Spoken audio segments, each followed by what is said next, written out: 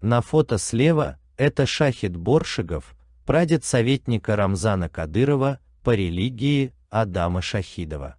Этот Шахид Боршигов в свое время сдал героя Чечни Зелимхана Харачоевского русским властям за 18 тысяч рублей.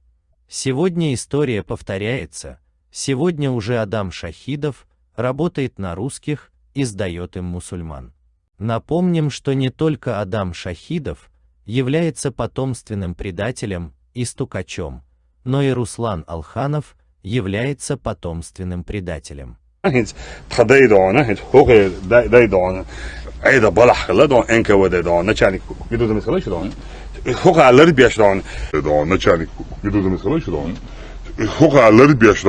Итак, что мы узнали со слов Кадырова?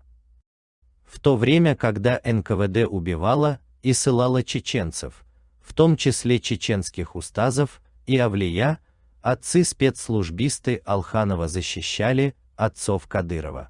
Интересно, почему?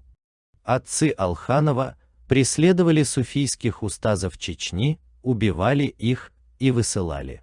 А сегодня эти предатели обманывают простых чеченцев, заявляя, что они якобы очень любят устазов. Любят директора ФСБ Путина и любят устазов, которых преследовала контора Путина. Странная, однако, любовь.